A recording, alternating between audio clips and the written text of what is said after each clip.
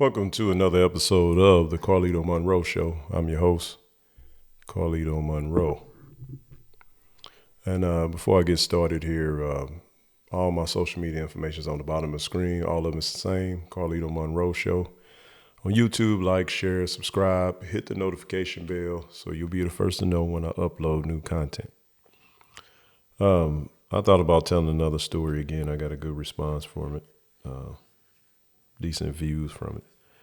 The story I want to talk about today is I used to work at Applebee's Bar and Grill, and it's still around. It was crazy. The one that I worked at is not around now. It ended up closing down. I think it's like a Mexican restaurant or something there now. But this one, Applebee's, first came to our area, and this is it's not a shot at Applebee's. You know, Applebee's, I mean, me and my wife still frequent Applebee's. They have the $2, 2 for $20 and drink specials, happy hour specials and all that stuff. We still go there. And I like the little riblets thing that they have. So I still frequent. It's not a shot at them. And, the story, is simple. I got fired. And the reason I got fired had nothing to do with Applebee's and had everything to do with me and just being a young punk who don't want to listen and don't want to do right. So it's just a story is what it is. It's nothing to do with Applebee's in general. That was just a job that happened to fire me. I've actually been fired by a bunch of jobs, but I'm hard-headed. So this is how it goes. But I forgot what year it was. I couldn't have been that old, maybe 19. It was a summer job. And it just came to our area. I had never heard of it, but the rumor was they were going to be hiring dishwashers for $5.50 an hour. Now, somebody hears that now and say $5.50, that ain't shit. Which compared to now, I just seen a sign on McDonald's said $14.50 and right across the street at Wendy's, it had 15 something an hour. So I don't even know what the minimum wage is now, but that's what both of those restaurants had on the window. But at that time, minimum wage was $4.25 or $4.75. It was somewhere in there. So $5.50 was a straight up come up. You know what I mean? For us, it was like, man, you're making good money. So, they were still building out the place. I remember them having a trailer outside, and they weren't doing on the spot interviews, but you get the application, fill it out, take it back in. The guy kind of look over, and says, "Oh, we'll call you if we want to fuck with you." So anyway, went through all that, ended up getting a job.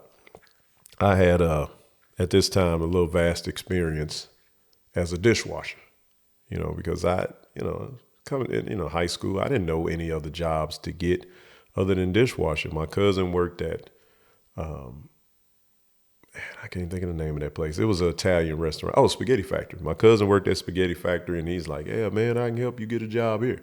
And I'm like, "Yeah, all right." So that was like my first job. And then my second job was like Old Country Kitchen Buffet or Old Country Buffet or something like that. And I was a dishwasher there. So I just had these, experience as a dishwasher. But this place was $5.50 an hour. And that just seemed like a lot of money, right? So at least at that time. And this had to have been 90, maybe 1, 2, or 3, somewhere in there. It's been years ago.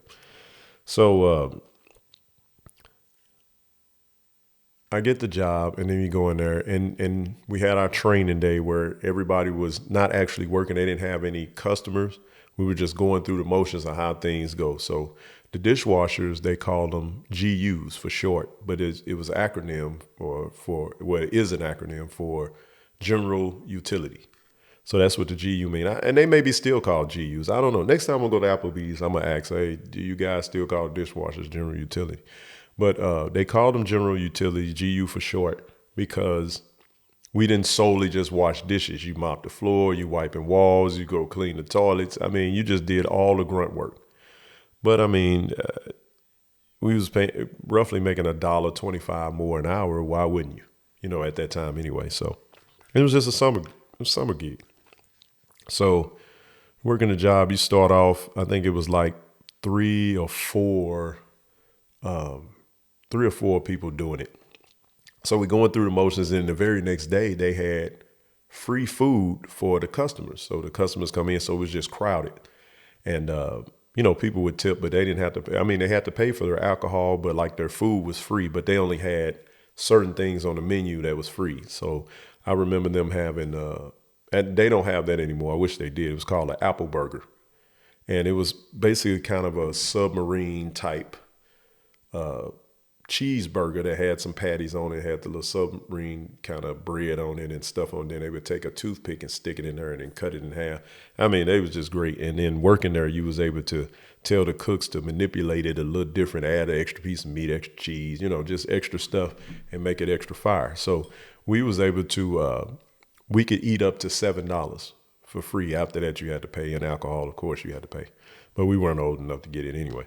So I was a GU there, and I was working for a while, and then I had things going. I get bogged down with dishes, and I would intentionally break dishes. I mean, I know somebody hear this like, man, that's ridiculous. It is ridiculous, but those were dishes I didn't have to wash. Those were dishes I had to clean up, but they weren't dishes that I had to wash. And as a dishwasher, these dishes are steady coming in. You had busters. And sometimes, the waitress, they had people that would bust the tables. Then they had waitresses also bring dishes. So they bring these tubs of dishes back, and you just get bogged down where you can't hardly keep up with it. So when I did clean dishes, when I did wash dishes, I'd have a stack of them. And I had to take those stack of dishes to the dish area. So where the dish area where they can get new plates, clean plates and put the food on and everything. There was always water on the floor. So I would intentionally slip and fall and drop all these dishes. I know it's stupid, but I would just be walking like, wow. And then I just drop all of these dishes and bust all of them. And they were so worried about if I was okay, thinking I might sue. And I was like, no, I'm okay. At that time, they didn't have all the cameras like they have now, because they would have clearly seen I tried to do it, because I actually lifted the stack of dishes and gave it a little force to help push it down to the floor to make more of them break. And then I would do like a little fake slip and fall up against the side of the wall, but it wasn't a real fall. So they saw it on camera. They knew it was some bullshit. So I would do that and keep doing it. And I didn't have to pay for them because that was just how I was set up. But it made less dishes he had to wash. But of course they would order more. It was a fucking corporation. They would just get more dishes. So needless to say, as time went on, I end up doing this maneuver often, almost every time I had to work on a Friday or Saturday night when it was crowded. The other nights wasn't that bad. I wouldn't break the dishes, but Friday and Saturday, I always broke at least 3 or 4 stacks of these dishes. And it wouldn't break all of them. It would break at least half to maybe, a third of it, maybe, third to a half, somewhere like that. But it would break a lot of them. And then the ones that didn't break, they have a crack where they wouldn't use them and throw them away anyway. So I still was knocking out dishes that I wouldn't have to wash.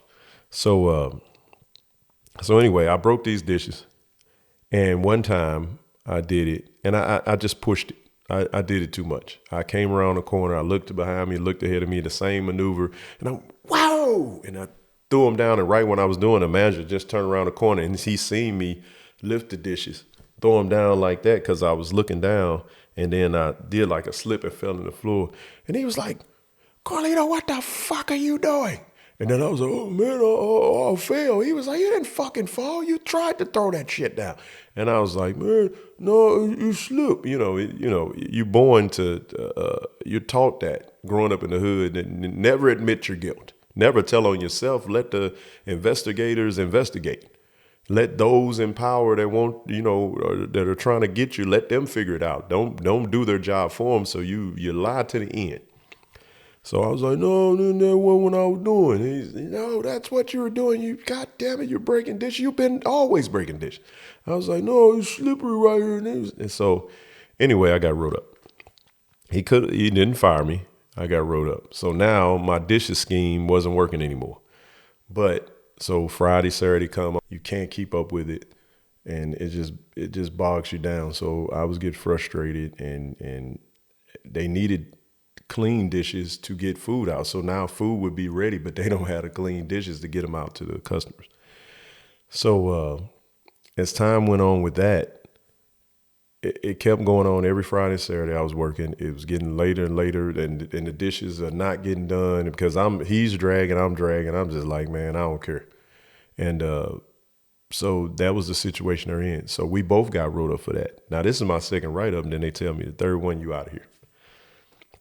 So I complained. I said, yo, man, this, I've been washing this dishes this long, man. I want to, I do better on the broil side or the fry side. Now, to be on the broil side or the fry side, the broil side, cooking the steaks or whatever. The fry side, chicken, quesadillas, pies and pot pies and different little cakes and stuff like that. Pecan, I think it was a pecan cake or something you do.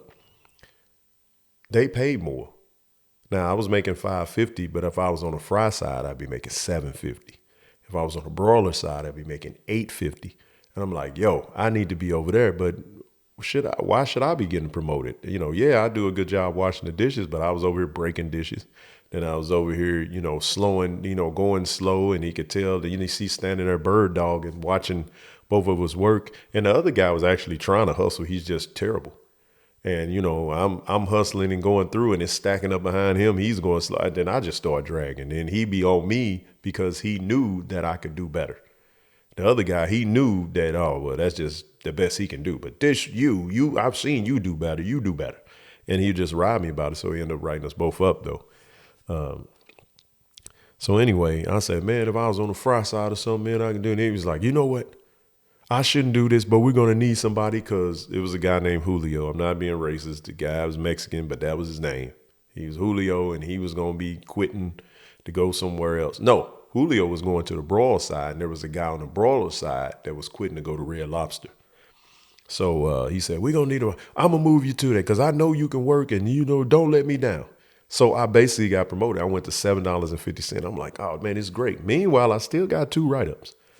So I'm working. I learned how to do it. Everything going good. Boom, boom, boom, boom. I'm knocking it out. And I'm putting stuff in when they had an expediter who would, get everything in order. Say, well, you come with this. You come with this. Carlito, I need a pot pie. I need this, need that. Oh, yeah, copy. And then, I'm over there hustling, getting it done and throwing it in the microwave. There's a lot of microwave stuff. Doing it in the microwaves. Oh, we need a riblet. Oh, I got that. And, everybody hustling. So we get it up there, get everything rolling. So it was one night slow. They tell me to start putting in the window. Blah, blah, blah. I'm putting it in the window. I done got real good at it. I'm happy. I'm looking over at the GU area, the dishwashing area. They over there looking like sad dogs. I'm like, man, they suckers, man. I would never do that, even though that's where I started. But I was like, man, I would never do that, man. You over there doing they suckers. They should be over here making good money. So I'm sitting around, and then the manager comes and say, yeah, Carlito, I need you to do this prep work.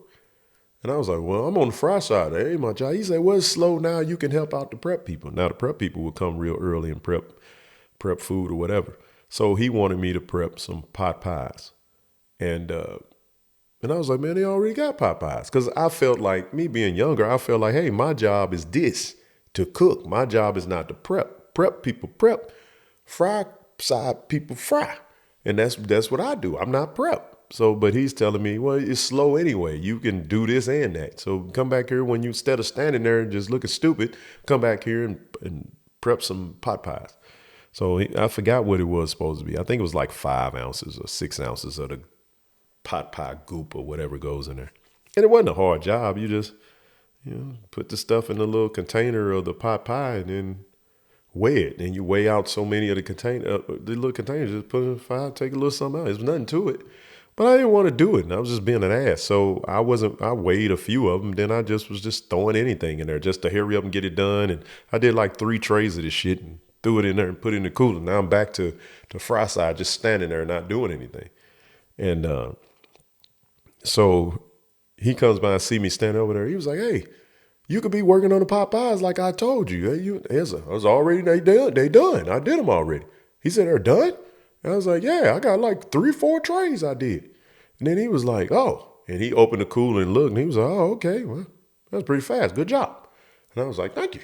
And I'm right back, fry style. They wanted something, throw it in the window.